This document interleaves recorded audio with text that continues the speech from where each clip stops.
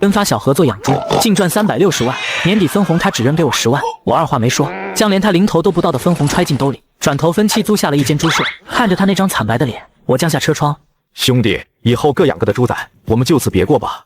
各位长辈，咱们养猪场今年赚了360万。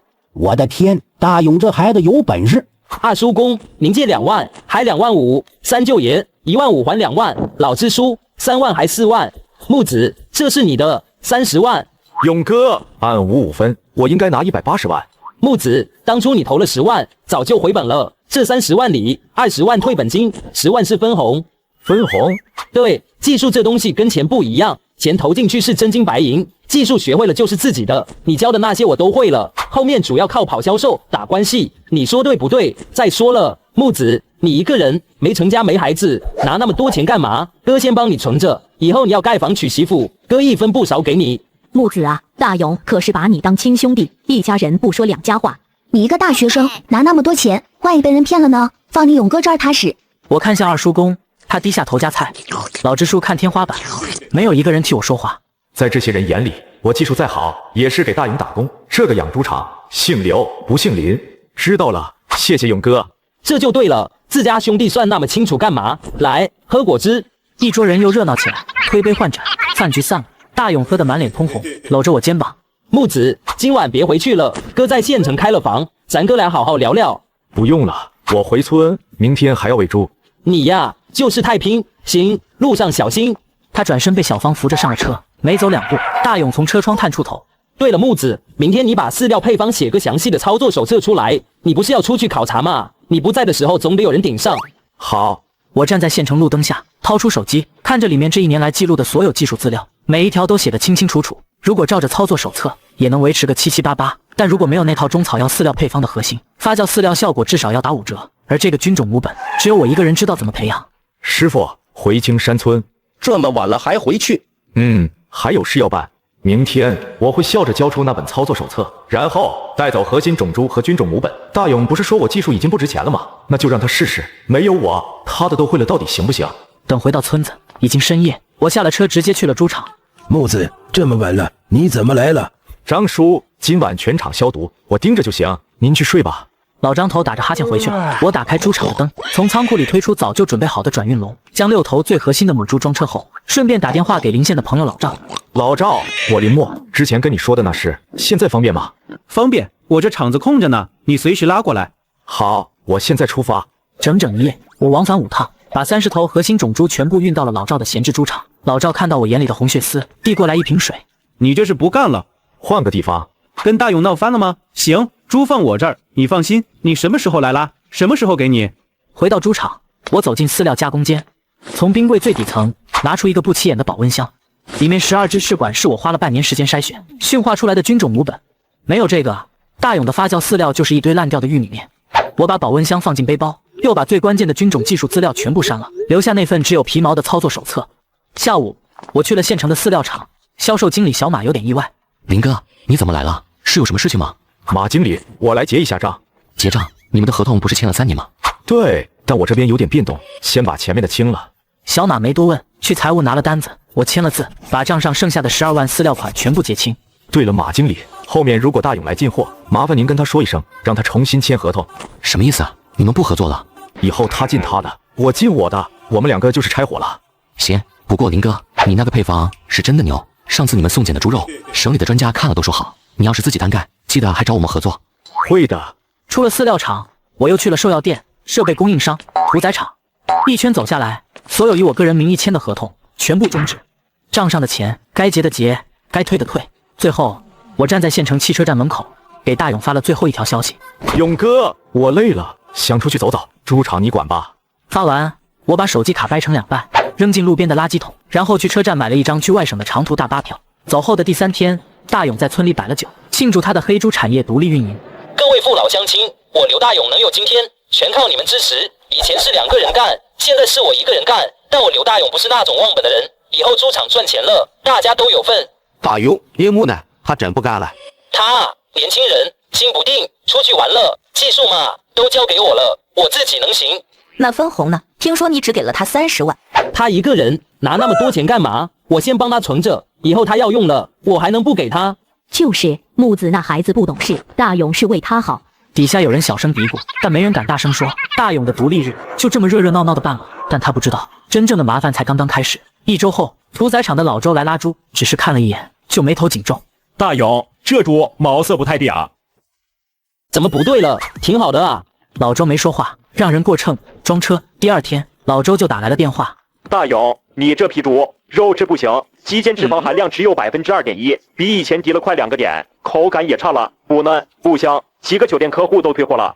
不可能，我都是按手册操作的。那我不管，反正客户不要这批猪，我只能按普通猪的价格给你，比之前低15%。老周，你不能这样。大勇，不是我不帮你，是你这猪确实不行，你自己尝尝就知道了。大勇挂了电话，让媳妇小芳煮了一块肉，咬了一口后脸色直接变了，跟以前的猪肉完全不是一回事。无奈，大勇只能从县城招了一个农校毕业的技术员小张。小张第1天到猪场转了一圈后就犯了难。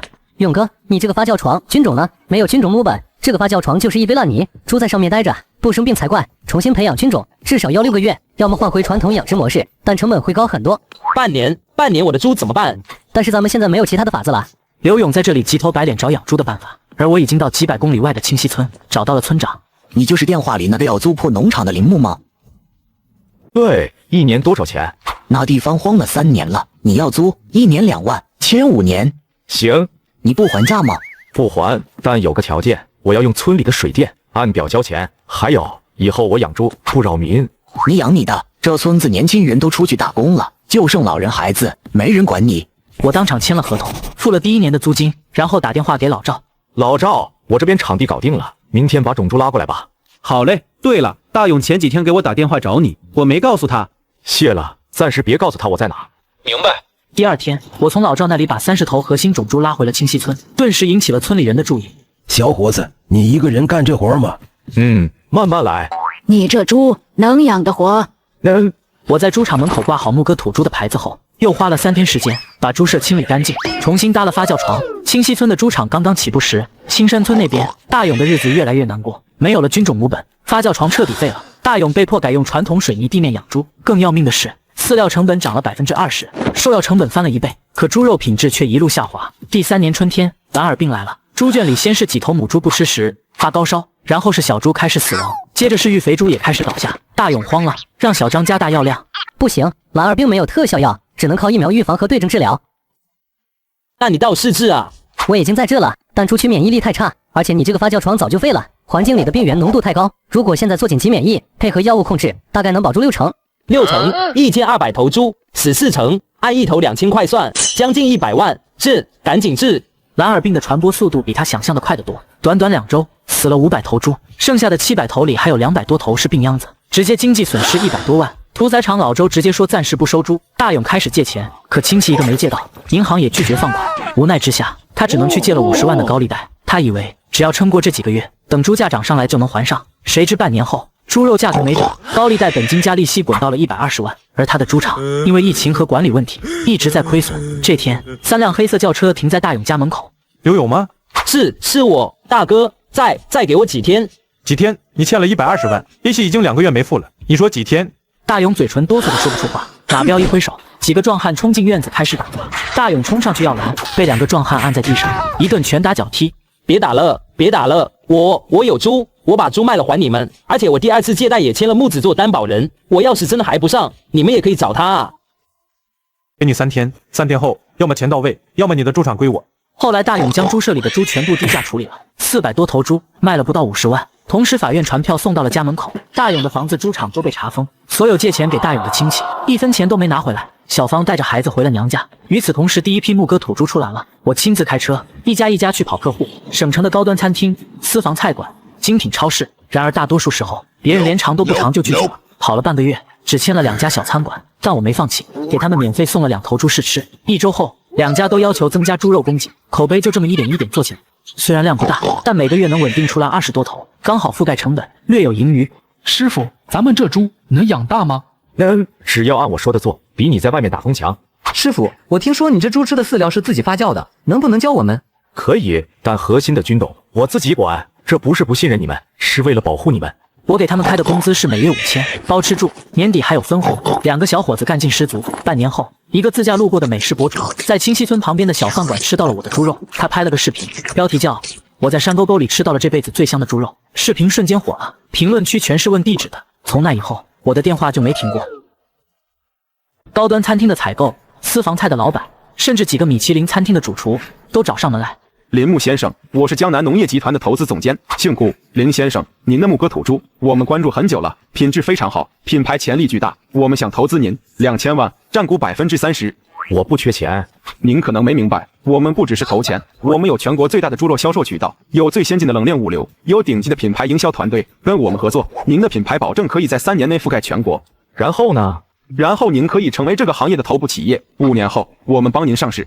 顾总，您知道我之前为什么离开老家吗？因为我的合伙人觉得技术不值钱，想把我踢出去。现在您来了，拿着2000万，说占股30%。如果有一天您觉得那30%不够了，想占50%、70%，甚至想把我完全踢出去，您会怎么做？林先生，我们跟您之前的合伙人不一样，我们有正规的合同、规范的管理。合同是可以撕毁的，管理是可以篡改的。资本的本性就是逐利，当我的价值被榨干了，我就是下一个刘勇。我不做资本的工具，我只想把猪养好。林先生，您是真正的匠人，我尊重您的选择，不过我希望您再考虑一下，这是我的名片，等着你的好消息。最终我还是拒绝了江南农业集团，但开始在清溪村推广合作社模式，村民入股，按股分红。清溪村的村民零零碎碎的一起凑了80多万，我用这笔钱扩建了猪舍，又引进了新的种猪。1年后，清溪村合作社年出栏生猪3000头，纯利润600万，村民分红最多的拿到了12万。村里通了水泥路，装了路灯，建了新的村委会。村长哭着拉着我的手：“林木啊，你是我们村的大恩人。”不是我，是你们自己。猪是你们养的，钱是你们赚的，我只是教了方法。这年头，愿意把真本事交给别人的不多了。如果当初大勇不贪那330万，如果当初他把该给我的给我，也许现在青山村也能像清溪村一样。但世上没有如果。又过了1年，我正在猪场里拌饲料，手机响了，是一个陌生号码。喂，林木是吧？我叫马彪，刘勇欠我120万，他拿你当担保人。你搞错了，我跟刘勇早就拆伙了，没给他做过任何担保。担保书上有你的名字，白纸黑字。不可能，我从来没签过这种东西。那你去问刘勇，3天之内，要么他把钱还上，要么你来填坑，不然你那个清溪村的小猪场，我一把火烧了。刘勇这个王八蛋，居然伪造我的签名！挂断电话后，我立刻拨了大勇以前的号码，没想到已经注销。第2天一早，我开车直奔青山村，助审看见我，脸刷得白了。木子，你咋回来了？大勇呢？他不在。我推开他，直接往里走。此时大勇正蹲在里屋啃馒头。马彪是谁？担保书怎么回事？木子，你听我解释，当时我实在借不到钱了，那个放贷的说要找个有资产的担保人，我就写了你的名字，我没想害你，我以为我能还上。你以为我跟你已经没关系了？你凭什么用我的名字？木子，哥错了，哥真的走投无路了，你要是不救我，他们会打死我的。你自己惹的债自己扛，我不会替你还1分钱。木子，求你了，听说你那个猪场1年赚几百万，你帮我还了这100来万，对你来说不算什么。当初他分我30万的时候，也是这副嘴脸，觉得我的钱好拿，我的技术不值钱。马彪那边我去说，但你记住，从今以后，你刘勇是死是活，跟我无关。我从大勇家出来，直接打电话约了马彪，在县城一个茶楼里，马彪带着2个光头壮汉坐我对面。林老板，挺有胆啊，一个人来的吗？担保书给我看看。给。确实是我的名字，但笔迹不对。大勇模仿我签名，但林字那一捺太长了，这是伪造的。我可以去做笔迹鉴定。小子，你跟我讲法律。你搞错了对象，刘勇欠你钱，你找他，他名下还有房子，虽然被查封了，但你可以走法拍，我没义务替他还。可我就认准你了，你那猪场1年产值2000万吧，比刘勇 C 多了。你试试看。哟呵，硬气。行，我给你2条路。第一，替刘勇还120万，这事了了。第二，你把那个土猪配方给我，我再给你50万，以后你跟我合作。配方？你也想养猪？不是我想养，是我老板想。江南农业集团，顾总，你应该见过吧？顾总，那个被我拒绝的投资人，原来马彪是他的人。顾总叫你来逼我。顾总看得起你，才给你机会。2000万你不拿，现在配方50万，自己掂量。回去告诉顾总，配方在我手里，但我不会卖给任何人。至于刘勇的债，你们爱怎么追怎么追，别碰我的人。林老板，敬酒不吃吃罚酒啊！而且话还没有说完，这么着急走干什么？林老板，我跟你说个事儿，你那个清溪村挺偏的吧？山路也不好走，万一哪天晚上猪场着个火啊，或者你的车刹车失灵啊？你说这荒山野岭的，谁管得着？而且你那个担保书，就算是我伪造的，你去告，法院立案到判决，少说半年。这半年里，我天天带人去你猪场门口坐着，你的客户还敢来吗？你的猪肉还敢往外送吗？你这是在玩火？火，老子从小就玩火。林老板，我再给你一次机会，配方给我50万现金，今天就能到账。你要是不给，你合作社里还有30多个村民入股，一人几万块。你说，要是哪天哪个村民的家里出了点事，你猜他们会不会怪你？他说的对，我可以不怕他，但那些村民呢？我几个徒弟呢？这才对嘛，识时务者为俊杰。我问你一个问题，顾总他是给你挡过刀，还是替你坐过牢，让你这么卖命？你信不信？你替顾总卖命，万一哪天出了事，他第一个把你推出去。林木，我给你脸了是吧？你打我一下试试，我车上有行车记录仪，从头到尾录着。你动我一根手指头，我让你蹲3年。还有，你刚才说的那些话，放火、刹车失灵、挖我徒弟、搞我村民，我全录下来了。你以为我是傻子，一个人来见你不留后手吗？马彪，我今天来不是跟你谈条件的，我是来告诉你，刘勇的债跟我无关，你想搞我随便，但你把刚才那些话再干一遍，我保证录音第2天就上网。你猜你老板顾总会不会保你？马彪咬着牙没说话，我转身往门口走，回到车上，先让老赵帮我打听江南农业集团的底细，然后又打电话问学律师的朋友关于这个担保书的问题。伪造担保书可以报警的，但你没证据证明是刘勇伪造的，他要是咬死说是你口头同意的，就是民事纠纷。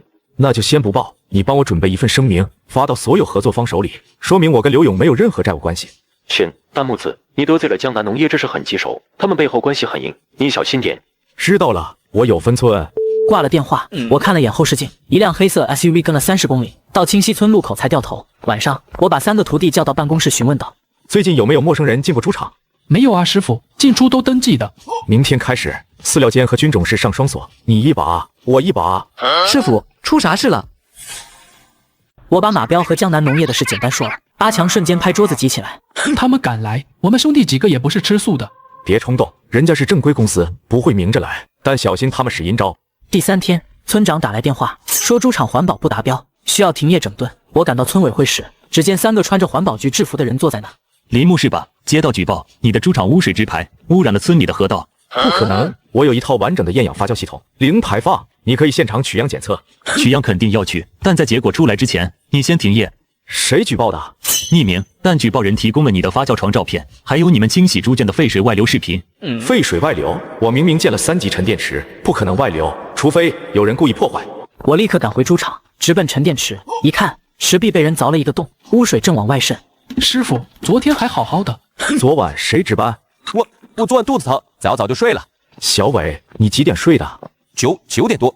不对，你昨晚11点还在外面打电话，我起来上厕所看见你了。小伟，谁让你干的？师傅，对不起，有个姓顾的派人找到我，给了我5万块钱，让我在池子上凿个洞，再拍视频发给他们。我家里老娘生病急着用钱。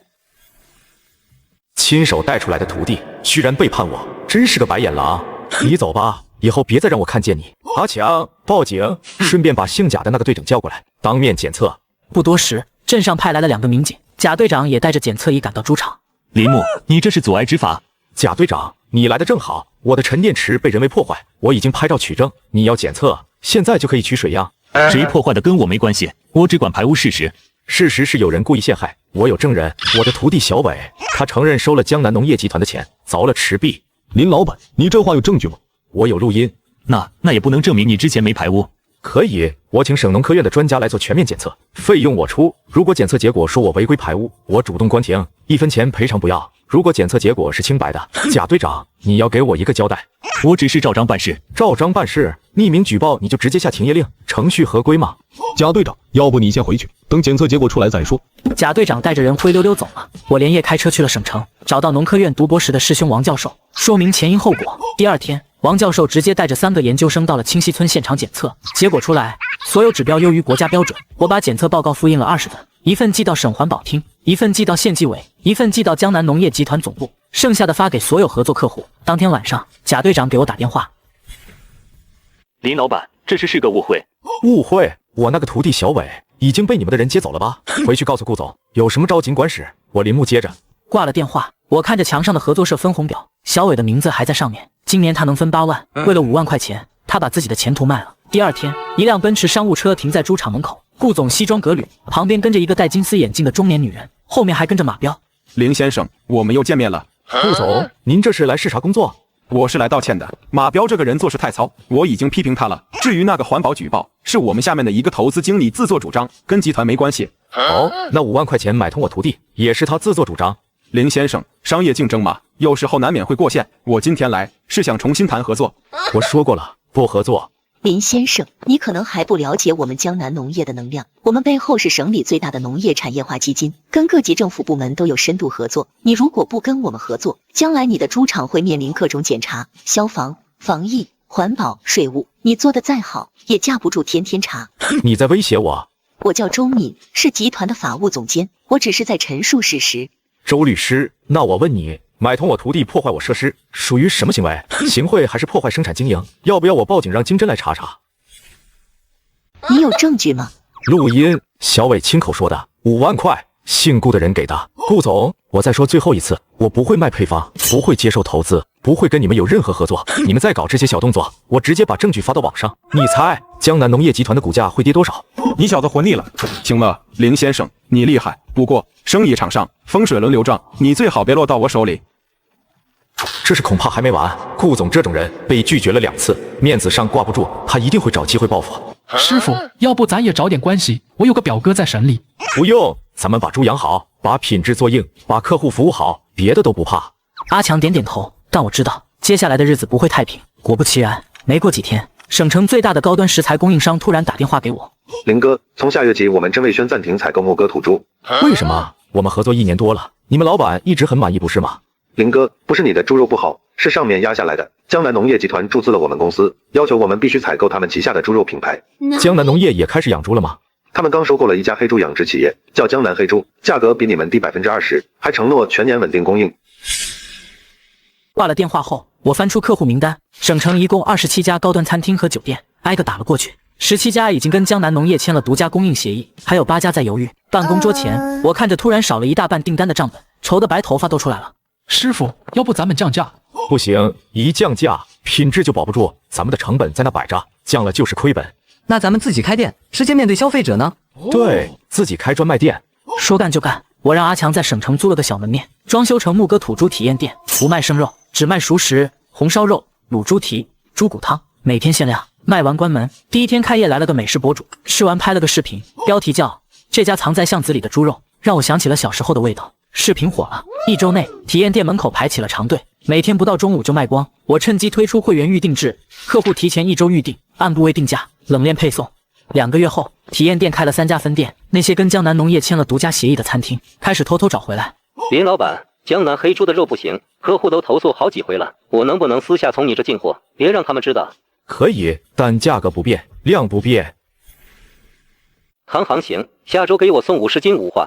顾总，你以为有钱就能搞定一切？猪肉好不好吃，舌头不会撒谎。体验店生意火爆的消息很快传到顾总耳朵里。一天晚上，省城第3分店就被砸了，我连夜开车赶到省城报了警。警察来调监控，但那些人全戴着头套，车牌也是假的。我知道警察的线索有限，于是第2天就让阿强带着村里几个年轻人轮流在店里守着，又给每个店装了5个摄像头，联网报警，还打电话给电视台的陈姐。陈姐，有个事想请你帮忙，我的店被砸了，我怀疑是竞争对手干的。有证据吗？没有直接证据，但我知道是谁。你把监控发给我，我做个报道，题目就叫创业者3番5次被威胁，谁在背后下黑手。报道播出的当晚，我的手机被打爆了，很多人打电话来骂江南农业，说要抵制他们的产品。顾总坐不住了，隔天就让马彪送来了20万现金，放在我桌上。顾总说了，这事算了，你也别得寸进尺。钱我不要，你告诉顾总，如果再有一次，我就把所有证据，包括他买通我徒弟的录音全部公开。马彪走后，我直接把20万捐给了村里的养老院，然后让阿强把店重新装修，加装了铁门和保安。砸店事件后第3天，我接到一个陌生电话，是大勇的老婆小芳。木子，求求你救救大勇吧！他又怎么了？马彪把他带走了，说要是3天内不把剩下的钱还上，就把他扔到河里。关我什么事？我知道你们义务，但大勇他快被打死了，他在混蛋，也是你从小一起长大的兄弟啊。他被带到哪了？县城东边那个废弃砖窑厂。知道了，你等我消息。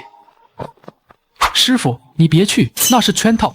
我知道，但不去的后果更麻烦。马彪要真把大勇打死了，警察一查又得扯到我。我开车去了县城，但没直接去砖窑厂，而是先找了派出所的老周。周哥，有人被非法拘禁了，在东边砖窑厂。谁？刘勇欠高利贷，这是不好管。而且我不是帮你做了笔迹鉴定吗？马彪手上拿着的伪造的保证书就是一张废纸，他要是再敢用这件事情纠缠你，你就能以伪造文书罪立案。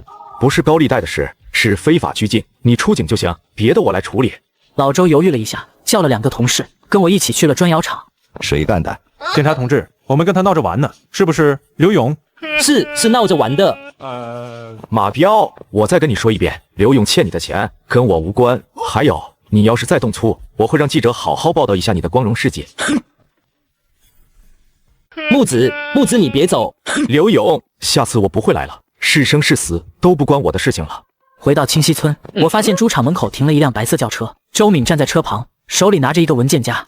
林先生，不请我进去坐坐？有话直说。顾总让我来跟您谈最后一个方案。江南农业集团以3000万的价格收购牧歌土猪品牌及全部技术，而且您本人需要签署竞业协议，5年内不得从事养猪行业。3000万，上次还说2000万占股，这次直接买断。顾总很有诚意，您拿了这3000万，可以去国外生活，再也不用操心这些烦心事。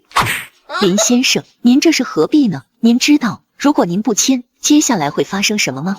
你说。第一，我们会挖走您所有的大客户；第二，我们会让您所有的供应商断供；第三，我们会举报您偷税漏税。您合作社的账目真的经得起查吗？合作社的账确实有一些不太规范的地方，毕竟村里分红有时发现金。为了省税，你在威胁我？不是威胁，是提醒。顾总在省里的关系，您想象不到，我们能让您在养猪行业混不下去。周律师，你是学法学的，你应该知道，威胁恐吓也是犯罪。我只是在跟您谈商业条件，您可以选择不接受，但后果自负。说完，周明转身上车。晚上，我打电话给律师朋友，把情况说了。木子，他说的对，如果你的账目有问题，他们举报到税务局，你会很麻烦。那怎么办？补税，把过去2年的账全部重新做，该交的交，该补的补。虽然会花一大笔钱，但能堵住他们的嘴。大概要补多少？至少100万。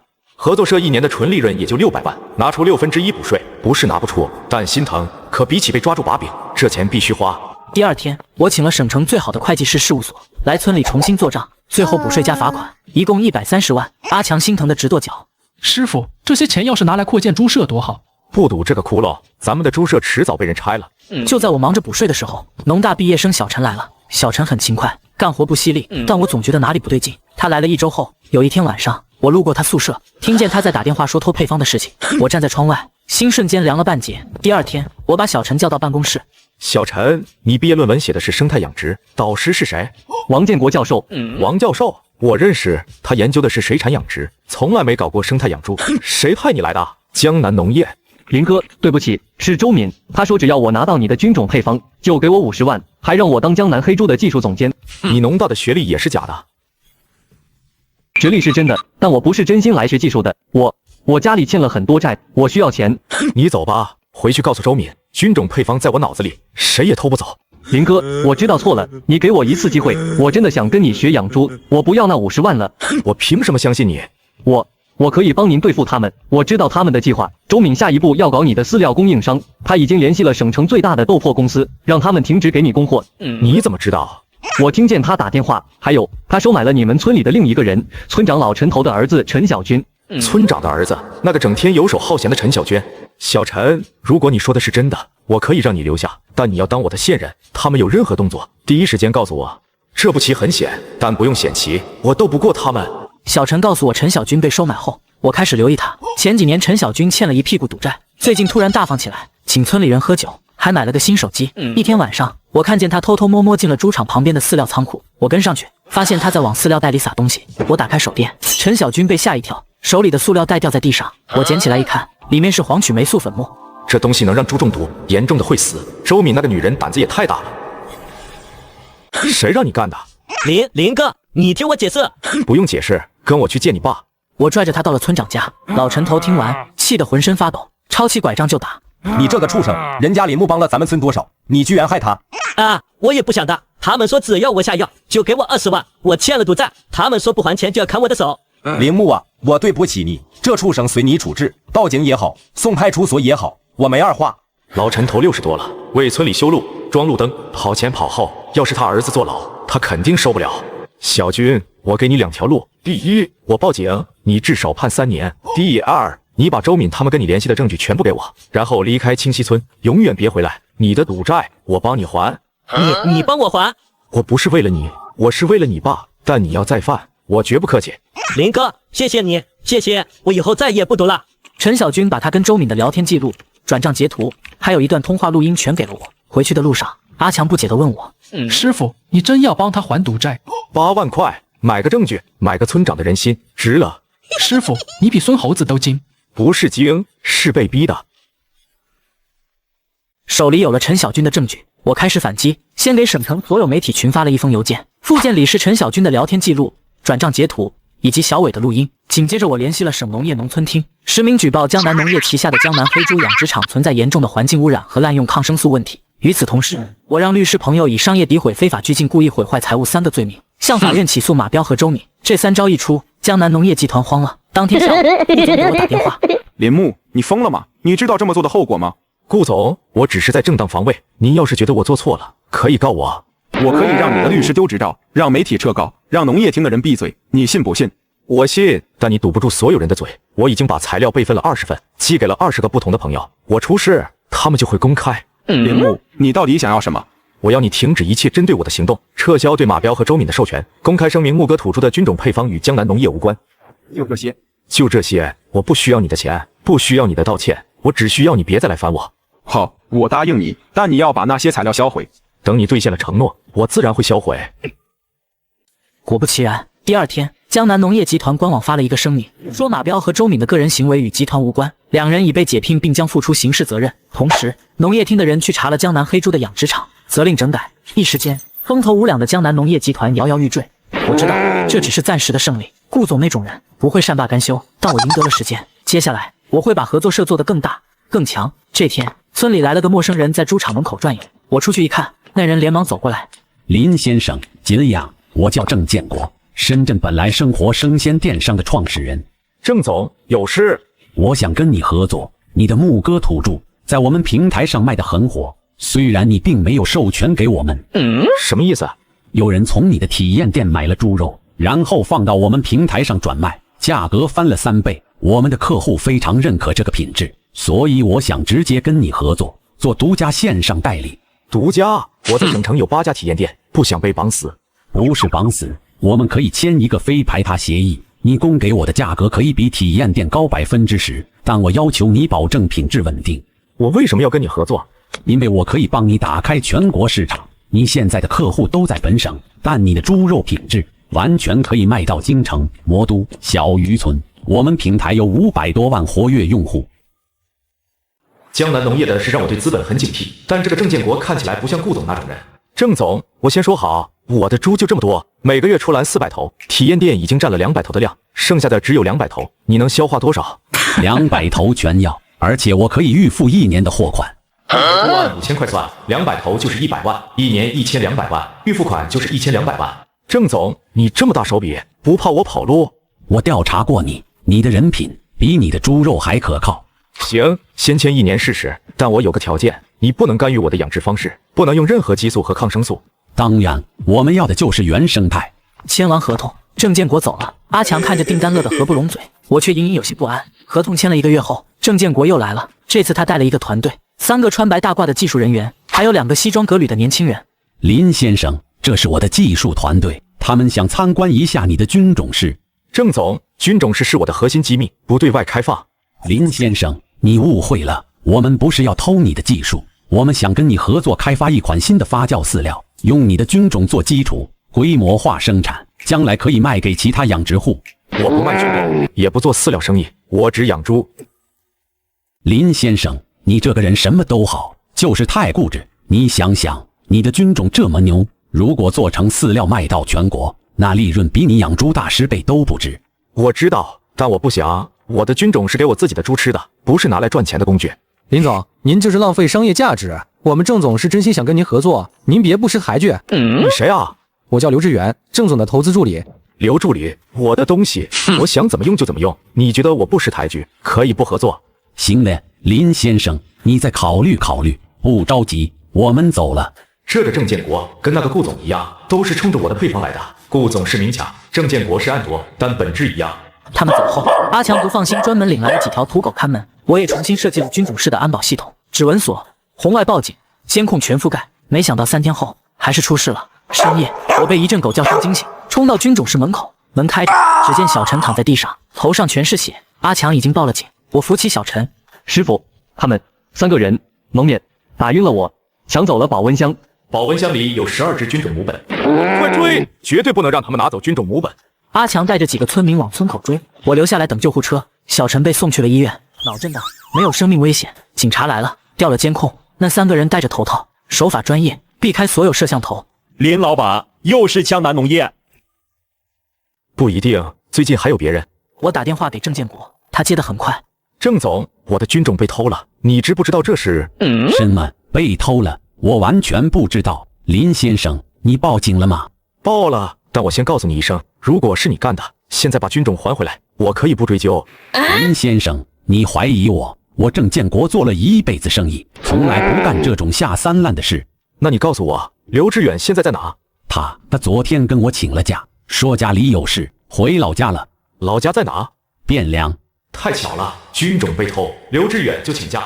我让阿强开车直奔火车站，查了刘志远的身份证，他买了昨晚11点去汴梁的火车票。我赶到汴梁，已经是第2天下午。我通过铁路公安的朋友查到了刘志远的出站记录，以及他在汴梁的住宿登记。我带着阿强到了那家酒店，敲开了刘志远的房门。你怎么找到这儿的？军种啊？什么军种？我不知道。你再不说，我让你从这楼上跳下去。师傅，别冲动。在我背包里，别打我，我就是拿钱办事。谁让你干的？是顾总。顾总说只要拿到军种，给我100万。顾总，他不是被解骗了吗？他没真的走，他在背后遥控。周敏和马彪只是他的棋子。这个顾总真是阴魂不散。我拿着军种把刘志远扭送给了汴梁当地派出所，然后带着阿强连夜赶回清溪村。回来的路上，我给郑建国打了个电话，把刘志远招供的事说了。林先生，我跟你坦白一件事，其实我认识顾总，他叫顾海东，是江南农业集团的实际控制人。之前那个顾总只是他的侄子，叫顾晓峰，真正在幕后操纵一切的是顾海东。你为什么之前不说？因为我跟他有生意往来，他是我公司的股东之一，他让我来跟你合作，本意也是想拿到你的军种，但我没想到他会用偷的方式。所以你也是他的人？我是独立的，但我承认一开始接近你确实有顾海东的影子，可后来我发现你的产品和你的为人都值得尊敬，所以我放弃了帮他拿军种的想法，只想跟你做正经生意。你觉得我会信吗？你可以不信，但我要告诉你一个消息，顾海东已经联系了省里的几个领导，准备以非法集资的名义查封你的合作社，因为你的合作社向村民集资入股，没有金融牌照。确实，合作社向村民收了入股金，承诺按股分红，虽然都是村里人，但从法律上讲，这可能被认定为非法集资。你为什么要告诉我这些？因为我需要一个干净的合作伙伴，顾海东太脏了，我不想再跟他绑在一起，我已经在转让他在我公司的股份。好，我信你一次，但如果你骗我，我会让你比顾海东更惨。挂了电话，我立刻找律师咨询，律师让我注意不要有外部人员参与，我怕顾家人会找托故意陷害，于是决定先发制人。第2天，我带着所有合作社的账目和章程，把合作社正式注册成了牧歌生态农业合作社，每个社员的出资额、分红比例全部工商登记。1天，省城质检局来了几个人，说要抽检牧歌土猪的猪肉，我配合取样，检查结果里居然检测出瘦肉精残留。我从来不用瘦肉精，我的猪吃的是中草药发酵饲料，怎么可能有瘦肉精？我要求复检，我们的猪肉不可能有瘦肉精。复检可以，但结果出来之前，你的猪肉不能上市销售。一样的步骤，这是陷害，跟上次环保举报一样。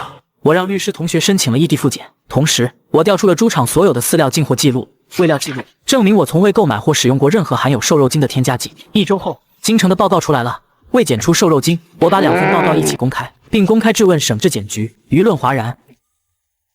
省质检局迫于压力，承认是检测设备误差，但我知道这背后是顾海东在操纵。我花了半个月，收集了顾海东这些年所有的黑料，找了3家媒体，同时曝光。其中最有分量的一份证据是顾海东贿赂上层领导通话录音，报道一出，全网炸了。顾海东被省纪委监委立案调查。江南农业集团的股价3天跌了40%。1周后，江南农业集团宣布破产重组，顾海东被逮捕，顾晓峰被限制出境。顾海东倒台后，我以为能清静了，但大勇又出现了。木子，你来干什么？我想见见你。见完了，走吧。木子，我知道我对不起你，但你能不能借我点钱？我妈病了，癌症需要化疗，我实在凑不出钱了。你要是不信，可以去医院看，这钱我一定会还给你的。我不管你是真是假，这5万块钱是给你妈治病的，你要是拿去赌或者还债，我不会再给你1分钱。不会，木子，谢谢你，你是我的救命恩人。别叫得这么亲，钱还完，你我两清。助神手术成功后1个月，郑建国拎着2瓶饮料来了清溪村。林先生，我是来道歉的。道什么歉？为当初接近你的时候动机不纯，还有为刘志远的事，他是我招进来的人，我识人不明。过去了。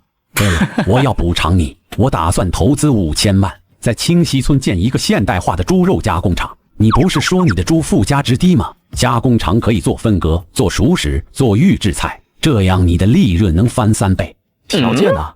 没有条件，我只占股20%，不参与经营，不碰你的军种。合同可以请你的律师来写。因为我佩服你，你一个人对抗整个江南农业集团，硬是扛下来了。我想跟你这样的人做朋友，而不是敌人。行，但有一点，加工厂必须用清溪村的村民当工人，优先录用合作社社员的家属。没问题。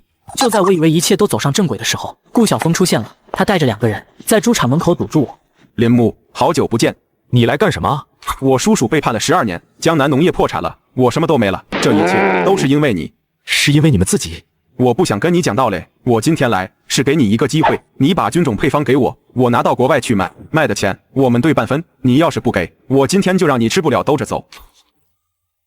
顾晓峰，你疯了？你知不知道这是犯罪？犯罪？我叔叔进去之前跟我说，要让你付出代价，我已经不在乎了。我慢慢往后退，手伸进口袋，按下了手机的紧急呼叫键。在不断的拖延时间下，顾晓峰终于忍不住了，示意那2个人上来带我离开。这时，一声响起，老周带着2个民警赶到了。顾晓峰3人相跑，被民警按住。林老板，你没事吧？没事。你怎么来的这么快？你那个紧急呼叫我收到了，刚好我在附近巡逻。顾晓峰因持械威胁、故意伤害被判了3年，日子继续。合作社越来越大，清溪村的合作社年出栏生猪8000头，加工厂年产值5000万。牧歌土猪成了全国知名的高端猪肉品牌。郑建国的本来生活平台把牧歌土猪卖到了全国，我成了省里的农业模范，上了好几次电视。有一天，一个记者来采访我。林先生，您成功的秘诀是什么？没什么秘诀，就是把猪养好，把人做好。那您最大的感悟是什么？技术比钱值钱，人品比技术值钱。如果当年大勇没贪那笔钱，也许现在青山村也能这样。但没有如果，有些路走错了就是走错了，有些人错过了就是错过了。